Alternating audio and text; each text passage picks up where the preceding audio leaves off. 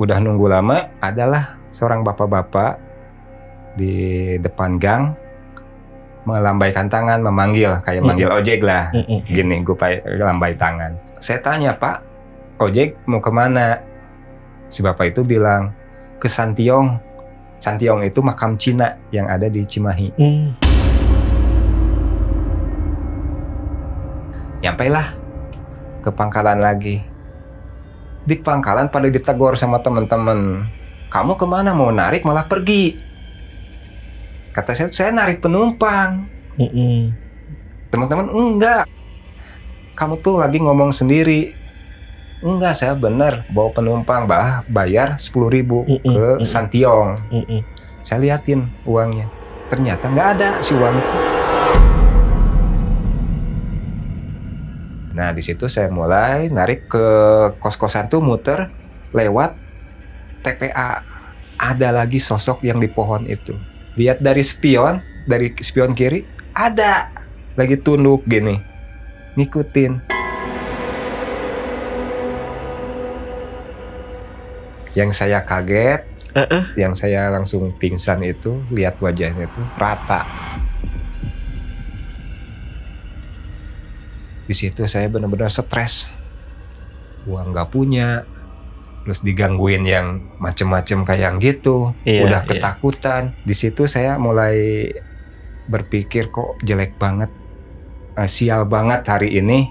Saya tuh punya kebutuhan yang mendesak, tapi malah kayak dipermainkan gitu.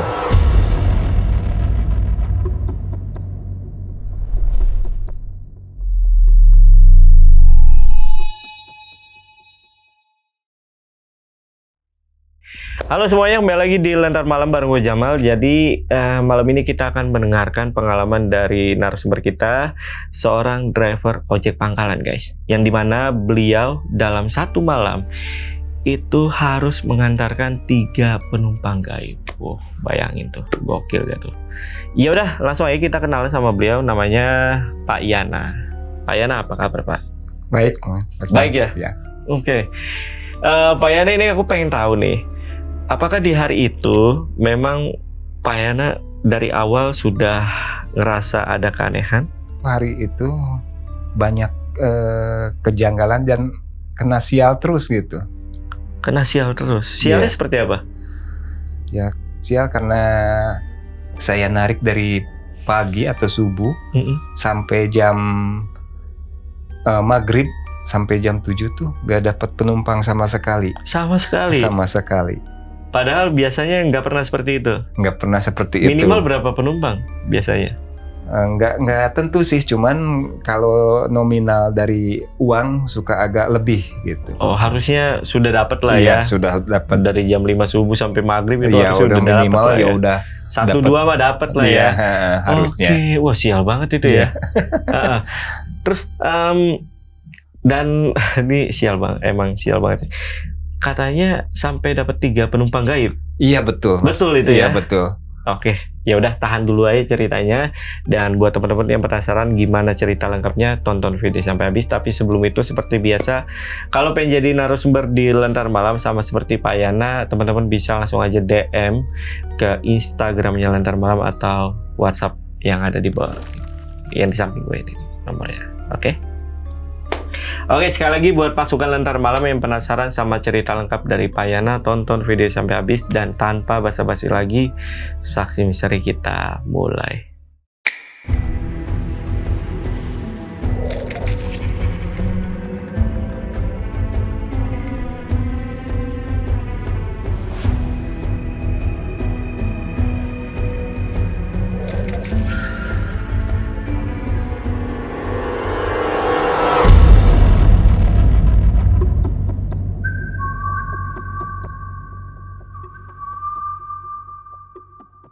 Jadi kejadiannya tuh tahun 2005, waktu itu saya lagi kerja perajutan. Waktu itu saya tuh di perajutan tuh nggak ada barang, TO, nggak ada order gitu. Jadi sementara diliburkan dulu, 1 bulan saya nganggur. Udah nganggur di rumah, saya tuh bingung mau cari kerja kemana, mau usaha yang lain kayak modal nggak punya gitu. Nah, terus saya tuh cerita-cerita ke temen tentang ya masalah saya nganggur. Langsung temen nawarin, mau nggak jalanin ojek punya saya berikut KTA-nya. Lumayan kok, kalau di sini kan tahu sendiri ojek di sini pada yang butuhin, kata dia. Ojek di sini kalau mau masuk bayar tuh 2,5 juta. Waktu itu 2,5 juta tahun 2005 tuh gede banget Iya. gitu. Jadi waktu itu dia ngasihin cara-caranya dan strategi ojek itu kan di situ ada organisasinya, terus ada pengelolanya. Jadi kita tuh harus daftar dulu, langsung disahkan jadi pengemudi ojek pangkalan. Oke. Gitu. Dan di situ juga ada kalau mau narik ada antrian-antrian tertentu yang mengikuti aturan-aturan di situ aja. Terus saya tanya ke teman tuh, oke lah saya mau, tapi gimana nih caranya? Ya kamu cukup bayar aja 20.000 sewa motor sama KTA saya sehari. Oh, sehari 20.000. 20.000, tapi motor bisa dibawa pulang ke rumah bebas aja gitu. Nah, mau bayarnya tuh mau 10 hari, mau 1 bulan, gimana ada uangnya aja.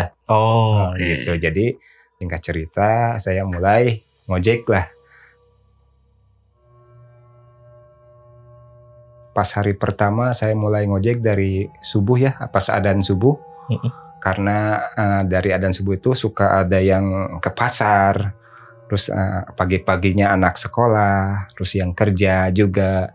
Soalnya di pangkalan bawah tuh banyak warga yang benar-benar ngebutuhin ojek pangkalan. Kalau dulu kan nggak ada ojek online kan. Betul. Nah, pangkalan tuh tarikannya tuh nggak ke suatu daerah aja, jadi keluar kota gitu. Maksudnya keluar kota dari Cimahi ke Bandung. Ya kan udah masuk keluar kota kan. Gitu.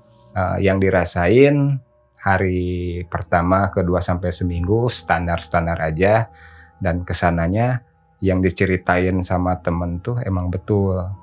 Penghasilan per hari bisa nyampe 150 sampai 200. Wah. Per hari itu. Besar itu. Ya, tapi sih nggak selamanya dapat segitu ya. Naik turun ya. Gitu. Nah, tapi yang pernah dirasain memang adanya paling sedikit penghasilan nyampe 40.000. Suatu hari saya tuh ada masalah ekonomi di dalam rumah tangga saya dan diharuskan saya ngojek full ekstra. Jadi saya tuh punya masalah tentang kelilit rentenir. Dari tuntutan rentenir itu kalau tidak dilunasi akan eksekusi pengambilan barang yang di rumah. Jadi itu terjadinya sama istri. Jadi selepas nggak ada saya. Jadi istri itu berontak ke suami lah, ke saya gitu maksudnya. Sampai tiap hari bertengkar masalah itu. Nah, di situ saya meniatkan untuk lebih ekstra lagi mendapatkan penghasilan untuk dibayarkan ke rentenir itu. Saya ngojek tuh harus dari subuh sampai full semalaman. Jadi kalau ini 24 jam lah untuk mendapatkan semaksimal mungkin.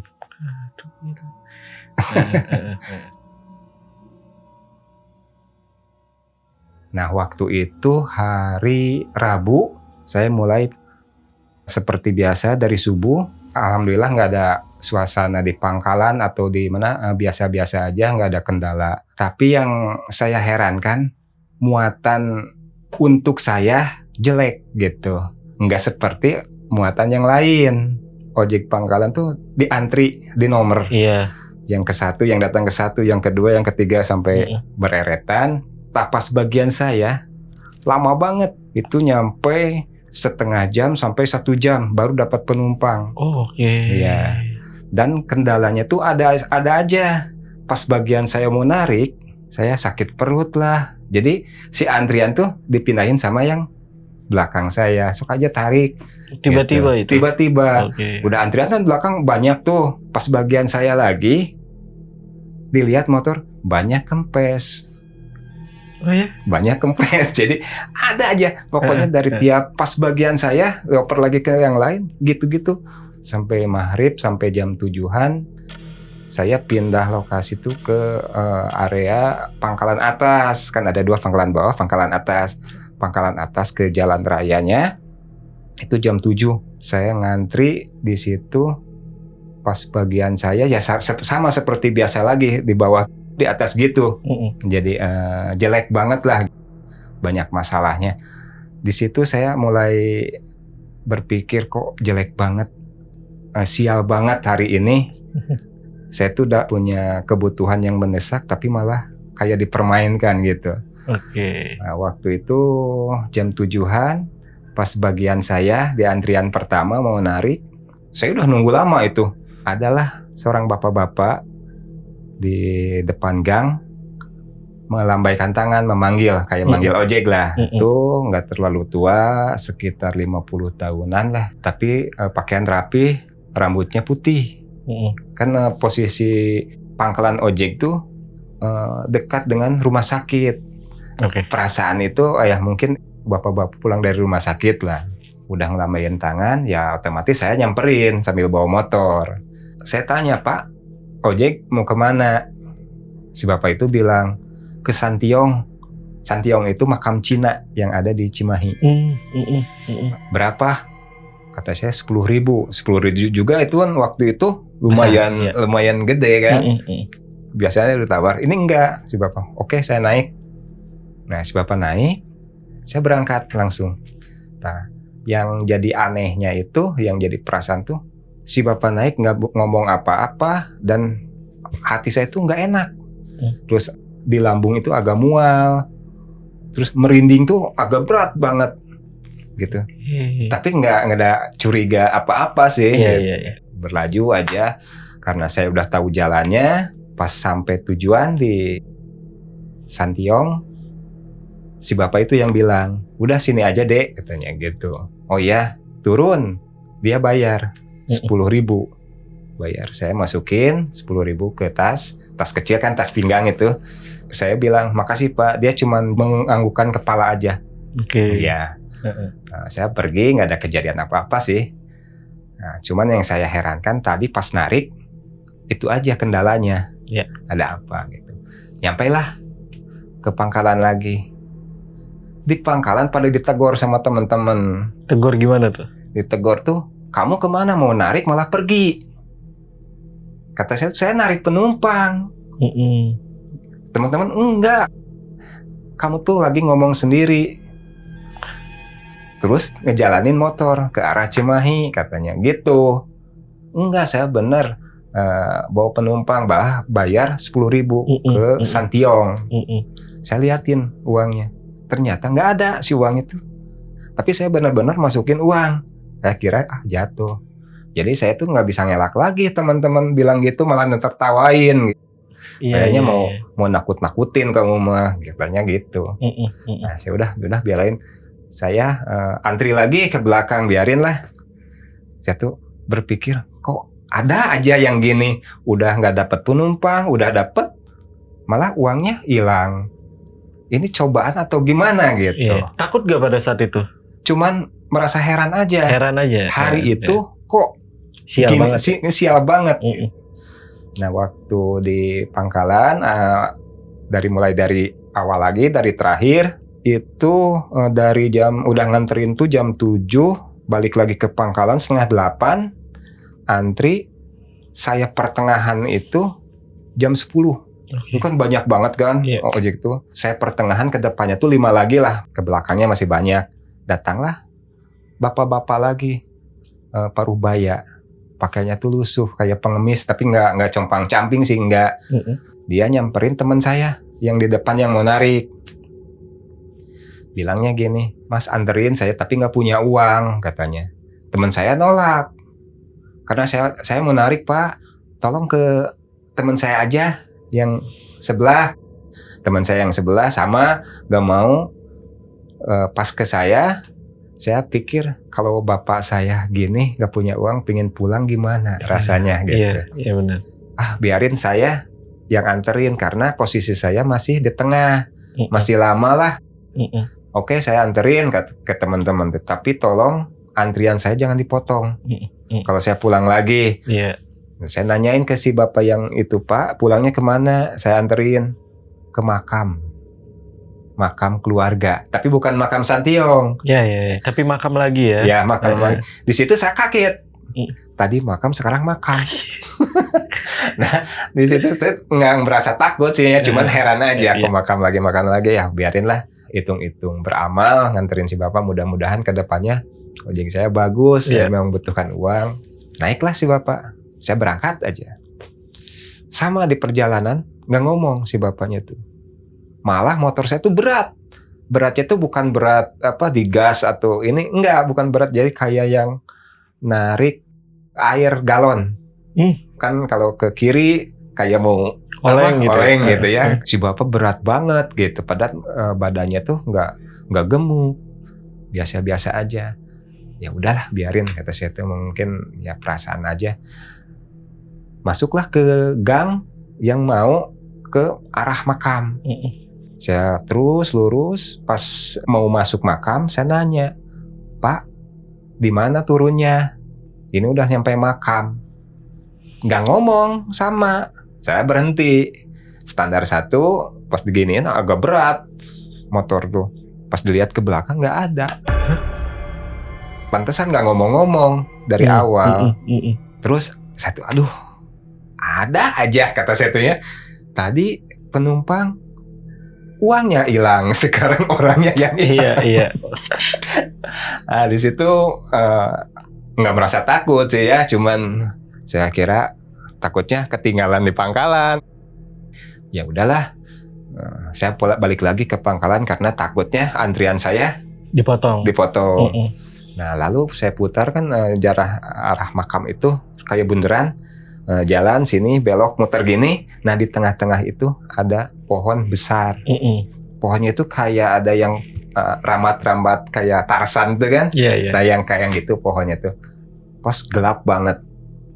Nah, pohon besar itu, saya majuin motor jalan, pas muter pas di pohon besar itu motor saya nggak bisa jalan. Maksudnya nggak bisa jalan tuh kayak yang rantainya putus kan. Kalau digas tuh tetap bunyi kan, tapi nggak jalan.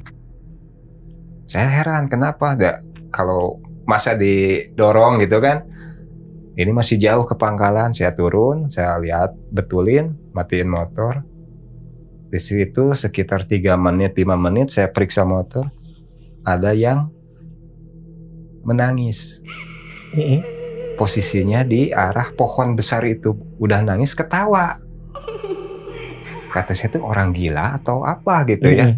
Saya penasaran, soalnya deket banget di pohon itu, takutnya kenapa.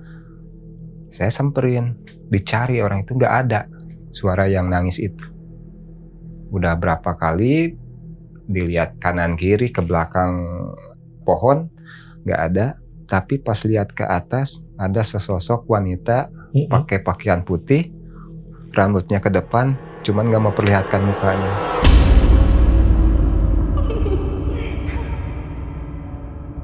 Bukan bergelantungan tapi melayang. Melayang gigit gitu. Saya di situ kaget. Mulai di situ rasa merinding saya, rasa takut benar-benar di situ muncul. Lalu saya tuh baca ayat suci Al-Quran lah, baca ayat kursi selama 3 kali. Tapi dalam 1 kali baca ayat kursi, makhluk tersebut mengikuti. Bacaan saya diikutin. Saya udah 3 kali ngikutin. Lalu saya lari, nggak ingat motor tuh, ke permukiman warga.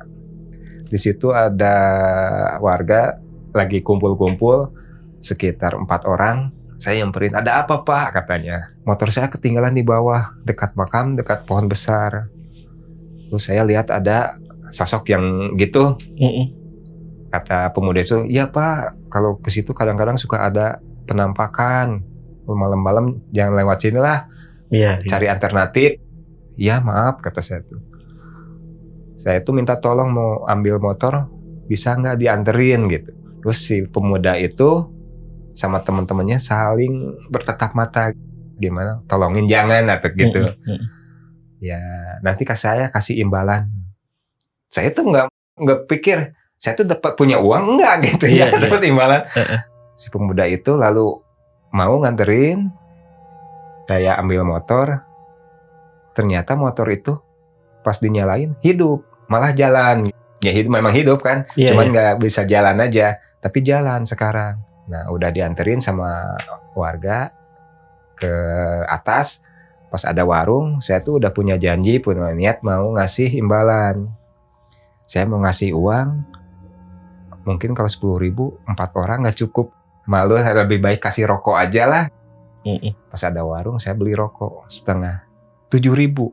Pas saya ngambil uang, ternyata uang tuh ada, tapi jadi 2 lembar 10 ribuan. Oke. Saya juga heran, kok udah dapat uang cuma 10.000, tapi ini uang siapa, ada 10.000 lagi. Ya udahlah, jangan, yang penting saya bisa selamat, bisa pulang lagi, bisa ke Pangkalan lagi. Alhamdulillah dapat uang 20.000, ini juga jadi ada pemasukan, nggak terlalu Iya. polos. Saya bayar, kembaliin 3.000, masukin lagi. Nah, kasihin rokoknya ke pemuda itu, pamitan, bilang terima kasih, ke saya ke Pangkalan lagi. Waktu itu di Pangkalan tuh cuman ada 4 orang. Jadi nggak terlalu banyak, saya ninggal itu banyak. Berarti saya udah keselip, udah berapa puluh orang gitu kan di situ. Saya balik lagi, teman-teman kemana aja, ini udah keselip berapa orang. Langsung tidur apa gimana, kata teman-teman tuh gitu. Emang ini sekarang jam berapa? Ternyata setengah 12. Perasaan saya nganterin cuman sebentar. Oke, jarak dari Pangkalan ke makam itu sebenarnya berapa kilo atau berapa menit deh kalau untuk durasinya? Kalau sewajarnya itu cuman 10 menit juga nyampe. Nggak terlalu jauh. Iya, iya. 10 menit cuman masuk ke makam. Ya kejadian di makam itu, pada perasaan saya tuh kejadiannya juga cari makhluk tersebut atau lihat itu nggak terlalu lama. Herannya di situ, saya balik lagi kok udah jam setengah 12 malam. Waktunya tuh sangat lama. Iya, iya. Nah, saya bilang ya udahlah, biarin lah. Antrian saya buat saya aja ya sekarang. Dari tadi nganterin, ya udah nggak apa-apa, sok aja. Anehnya lagi, sampai nggak ada penumpang. Teman-teman yang itu tuh malah pada ngobrol aja nih, Iya, lama iya. nggak ada penumpang. Kata saya, saya kasihan. Kebetulan saya lapar. Saya pikir ada uang 13.000. Saya mau makan dulu, bilang anak-anak, di depan ada nasi goreng. Nah, waktu itu nasi goreng itu satu porsi itu 7,5. Waktu zaman itu 2005 tuh 7,5. Saya bilang mau makan dulu ya. Kalau ada muatan tarik aja, biarin. Saya mau makan dulu, lapar. Oh ya silakan. Saya makan. Tapi pas makan lihat seberang jalan kan, muatan rame. Yang 4 orang itu jadi narik ke bawah. Ini narik lagi ke bawah. Yang udah narik ke bawah tuh naik lagi ke atas. Yang ini gantian muter terus. Penumpang tuh ada satu-satu gitu. Saya lagi makan, diliatin. Bagian saya nggak ada terus. Herannya di situ. Iya, iya, iya. Udah beres makan, saya mau bayar ke nasi goreng itu. Mas, berapa? Seperti biasa 7,5 katanya. Ya. Saya mau bayar, cuman ada uang 3.000 yang kembalian dari warung.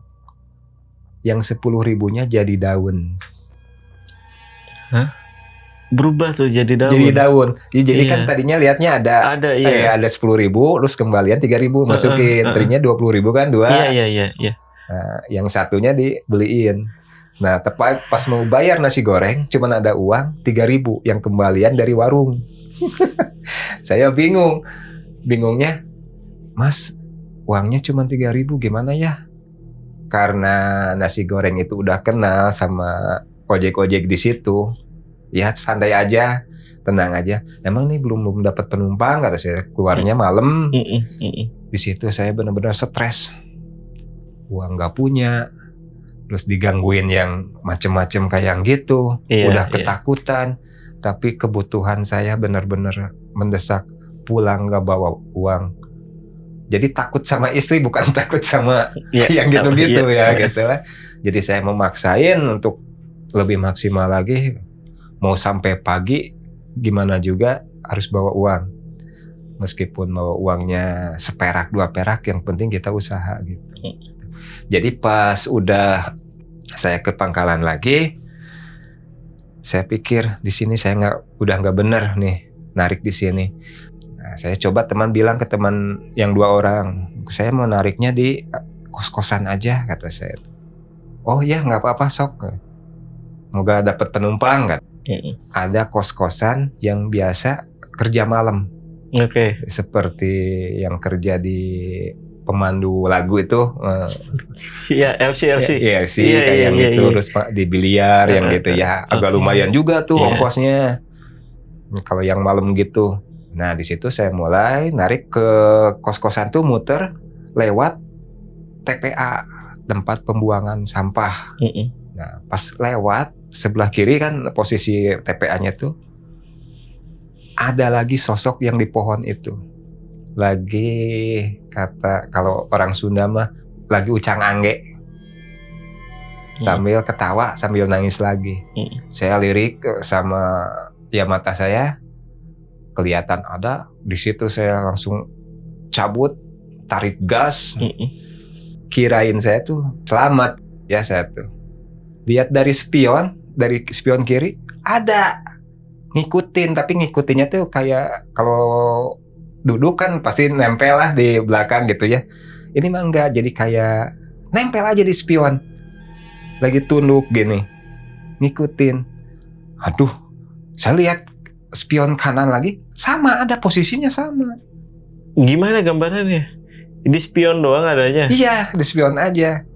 Jadi saya boro-boro mau lihat ke belakang kan. Iya. Tancap gas aja juga polisi tidur di labrak. Okay. Hampir standing gitu motor tuh. Yang penting saya lari aja udah kalut. Pokoknya keluar dari zona itu, alhamdulillah hilang, nggak ada.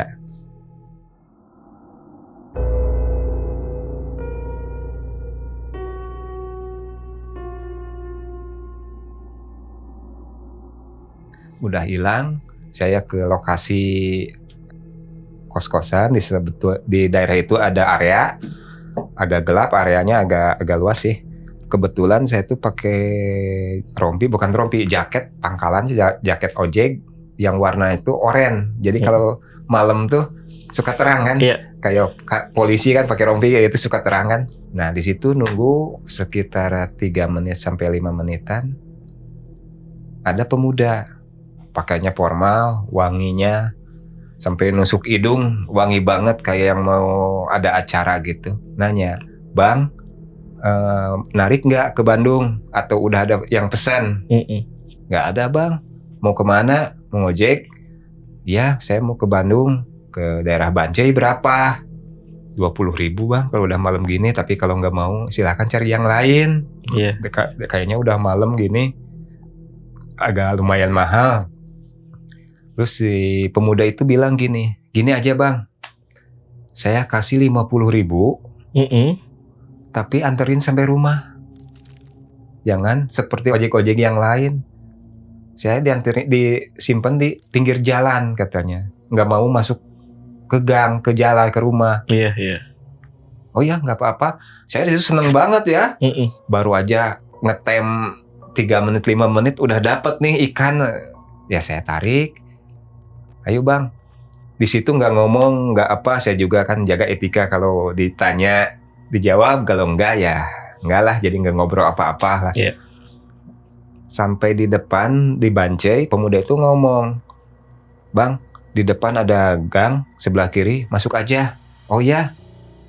Nah, memang ada gang, tapi pas masuk gang tercium bau amis, bau bangkai, macam-macam lah. Sampai wangi-wangi pemuda yang penumpang saya nggak kecium. Oke. Jadi tersilap sama bau-bau itu. Kata saya pikir, bau bangkai ini gang jorok banget. Terus bau kemenyan, bau kembang-kembang. Yang paling ini bau amis, bau darah gitu. Dari gang itu kan banyak kanan kiri. Yang penting penumpang saya nggak bilang belok kiri, nggak belok kanan. Saya jalan aja terus lurus masuk gang. Di ujung jalan pertigaan, jadi nggak ada jalan lurus. Jalannya tuh kanan sama kiri. Otomatis saya bilang kan, Bang, ke kiri ke kanan. Nggak ngomong. Saya pelankan motor. Saya tengok ke belakang. Ditengok ke belakang berubah, bukan pemuda yang tadi. Berubah jadi cewek, tapi duduknya tuh berbalik. Jadi kalau kata Sunda, patonggong-tonggong, nah ngikutin lagi sosok yang tadi tuh.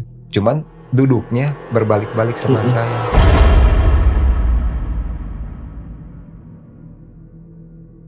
Bukan kaget, bukan takut lagi, di situ udah mulai lemes. Saya standarin motor juga lama. Standarin motor, saya turun dari motor, dia ikut turun. Saya nggak lihat ke bawah kakinya atau nempel, yang penting dia tuh turun. Dia turun, dia bilang gini, Bang, saya cakep nggak Bang? Ngomong gitu sambil melihatkan wajahnya. Yang saya kaget, yang saya langsung pingsan itu, lihat wajahnya itu rata.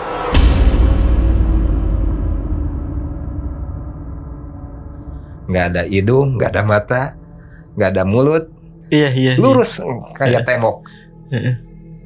Di situ saya mata mulai rabun, mulai ya kunang-kunang gitu, pusing, keringet dingin udah mulai ini, terus bulu kuduk juga udah nggak tertahan lah, kaki udah lemes, udah banget, udah nggak ingat apa-apa. Di situ baru sadar tuh dibangunin sama ibu-ibu yang mau ke pasar. Pingsan. Iya. Saya inget. Payana pingsan. Iya. Udah nggak inget apa-apa di situ. Iya.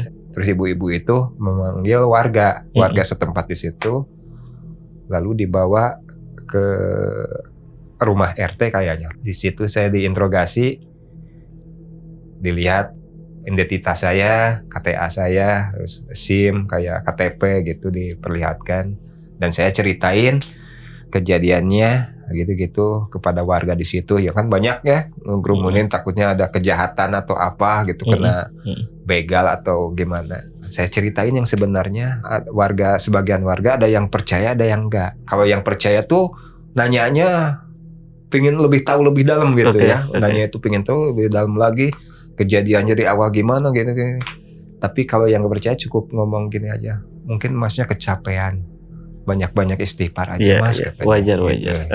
Ya udahlah, cuman saya pulang masih lemas, dan ada yang mau nganterin warga tersebut di situ ke rumah, karena kan yang bawa motor nanti siapa gitu kan. Tapi saya bilang dulu ke pemuda yang mau nganter itu, tolong jangan dibilangin ke kejadian yang sebenarnya ke keluarga saya, ke istri saya, takutnya takut gitu. Oh iya Pak, katanya gitu. Setelah itu pergi, dianterin saya ke rumah. Pas di rumah istri saya marah. Kenapa? Diteleponin nggak ngejawab. Ya nggak apalagi di SMS. Dulu mah kan nggak ada HP Android kan. Marah istri saya tuh. Kemana kamu, bukannya pulang malah main gitu. Nggak tahu, pakaian saya tuh kotor-kotor ya, mungkin bekas pingsan atau gimana.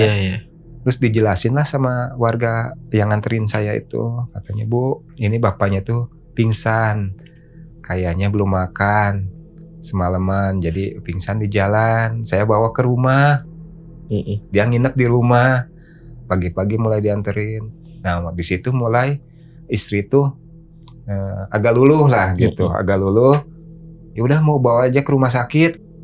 Kata saya tuh nggak usah, udah mendingan sekarang, udah ini sehat. Ya udah, saya terima kasih ke pemuda yang tadi. Setelah itu dalam 3 hari saya tuh nggak ke pangkalan lagi, istirahat lah. Tapi memang istirahatnya memang badan saya tuh sakit ya. Iya sakit, tapi bukan sakit demam atau panas atau gimana, bukan.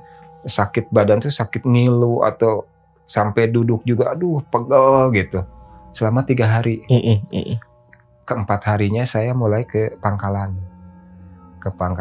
ngojek lagi. Saya ceritain ke teman-teman. Teman-teman alhamdulillahnya percaya. Gitu. Kenapa bisa percaya? Karena sebelumnya ada senior ojek di situ yang ngalamin kayak saya tapi ceritanya beda. Tapi ngalamin cerita horor gitu. Iya. Nah, katanya segitu alhamdulillah masih sehat lahir batin. Teman-teman yang lain kan tahu sendiri, si A, si B hilang motornya, kena begal kan, pulang sendiri cuman bawa helm aja. Untung kamu mah masih selamat, motor kebawa, pulang ada yang nganterin, digangguin cuman yang gitu aja. Cuman Iya. di situ saya ngojek lagi seperti biasa. Tapi efeknya bener bagus. Setelah kejadian tersebut jadi rame ojek saya itu. Saya cuma sendiri saya yang rame, bukan yang lain teman-teman. Kan ngantri tetap. Iya. Gimana Jadi tuh? ngantrinya kalau pertama saya ngojek kan nggak dapat ada aja kendalanya kan, sakit perut, Iya. becal. Tapi sekarang beda. Yang penumpang yang ke saya jaraknya jauh-jauh. Oh, jauh-jauh. Iya jauh-jauh. Sama ongkosnya tuh banyak tipnya. Oh, oke. Jadi ngasih ongkos biasa 5.000 dari situ ngasih 20. Nih buat makan atau nggak tahu lihat kasihan, nggak tahu lihat apa ya. Cuman hari itu bener selama hampir 1 bulan 2 bulanan tuh memang bagus banget. Berasa tuh. Berasa banget. Sampai jadi makan tuh di luar, nggak di rumah. Iya. Biasanya makan suku di rumah, di luar aja makan tuh di Jadi tempat semangat pangkalan ya. gitu ya. Takutnya muatan saya tuh sama orang lain gitu. Jadi ada rasa serakahnya juga gitu. Iya. Kalau ke keluarga, ke istri, saya tuh bilang seminggu setelah kejadian. Yang sebenarnya. Iya. Apa tanggapannya? Jadi sebenarnya kejadiannya gini. Kenapa bukan dari awal bilang? Kalau saya bilang dari awal nanti takut. Kalau saya keluar malam-malam atau gimana, nggak boleh. Jadi merasa takut lah. Tapi istri saya mengeluarkan tidak boleh sekarang ngojek terlalu malam. Jam 6 udah pulang, mau dapat uang mau nggak udah pulang. Jadi baik ya? Iya, jadi udah. Karena tadinya ada yang kelewat tuh pas kebutuhan saya itu ternyata udah diberesin sama keluarga istri. Jadi dia nggak nuntut ada yang nagih atau dari rentenir atau gitu, nggak ada. Nah udah 3 bulanan lah, omsetnya udah mulai turun. Ada yang nawarin kerja jadi cleaning service. Terus saya ambil meskipun gajinya sedikit tapi tetap penghasilannya. Betul. Terus dapat BPJS kesehatan. Jadi keluarga saya tuh bisa tertolong lah kalau ada sakit atau apa tuh. Jadi enak, gratis lah gitu. Bukan BPJS kalau dulu mah jam sostek. Iya. Jam sostek kan dulu mah jam sostek kesehatan. Nah, udah saya tuh keluar dari ojek pangkalan kerja di situ sampai sekitar 15 tahunan kerja di rumah sakit itu. Oke. Aku penasaran deh Pak, menurut Pak Yana aja ya, kalau dua sosok penumpang yang sebelumnya, kan yang terakhir itu kan yang akhirnya ketahuan siapa yang mengganggu gitu, ternyata sosok kuntilanak ya, yang ada di makam kan, yang ada di makam di yang kedua ya. Tapi kalau yang dua sosok sebelumnya itu apakah sama? Sosok perempuan itu juga yang ganggu. Tapi yang saya rasakan, yang saya lihat, mah seorang bapak-bapak gitu ya. Tapi kalau ditelusuri sampai ceritanya saya yang alami, kayaknya masih tetap itu aja, sosok perempuan. Karena takutnya memang Pak Yana itu diganggu dari awal. Iya. Sebenarnya tanpa sadar sama si sosok perempuan atau kuntilanak ini. Iya. Nah, lalu aku mau tanya, di pangkalan ojek itu ada gak mitos atau cerita tentang sosok perempuan atau kuntilanak gitu di sana, di tempat ojek pangkalannya ya? Oh, sebetulnya nggak ada sih, nggak ada Nggak cerita ada, Pak. Iya, nggak ada. Oke. Biasa-biasa aja, normal-normal aja. Oh, emang tempat ramai di situ Iya. ya. Atau sebelumnya memang di hari, entah di hari keberapa di hari-hari sebelumnya ya, sebelum kesialan itu ya, Iya. di hari kesialan itu.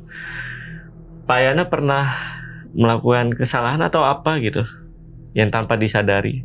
Nggak ada sih, normal-normal aja ya. Iya, Tapi iya. kan kalau biasanya kalau ini suka najong yang gitulah gitu ya, najong makhluk halus atau najong sembarangan atau kecing sembarangan kan gitu.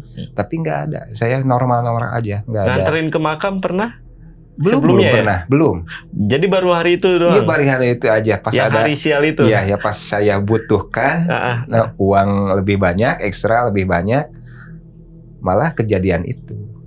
Yang saya heranin itu gitu. Ya, karena tiba-tiba aja aku Iya. penasaran kenapa nih kok bisa tiba-tiba gitu ya dapetin hari sial, terus ya bawa sosok penumpang gaib sampai 3 kali gitu. Iya. Ya. Kalau untuk makam yang kedua ya, yang bukan makam Cina, Ya, makam itu keluarga. ada mitos. Kalau di situ memang ada sosok gitu. Itu kalau lihat cerita sih nggak ada, cuman pas warga saya minta tolong ke warga itu, pas bilang saya minta tolong, motor kan ketinggalan. Iya itu. Saya lihat sosok wanita. Kata warga yang situ, iya Pak, sesekali suka ada penampakan di situ, makanya jangan lewat situ lah. Cari jalan alternatif yang lain. Oke. Jadi suka ada sekali-sekali gitu. Sesekali ya. Iya, mungkin yang ya saya yang kena sialnya mungkin ke saya gitu. Sampai diikutin loh itu. Iya, sampai diikutin. Tapi bukan dari situ kan, dari pertama juga udah dari makam Santiong udah ngikutin kayaknya. Aku penasaran itu apa dia ngikutin dari awal? Iya. Atau memang pada saat datang ke makam yang kedua itu gitu. Kayaknya makam halus itu kayak yang dendam gitu ke saya tuh. Kok nggak pingsan gitu. Mungkin sosoknya tahu kalau misalkan Pak Yana pada saat itu lagi sial gitu ya. Iya. Enak nih digangguin gitu. Jadi nggak tumbang-tumbang gitu. Tumbangnya yang terakhir lah. Iya.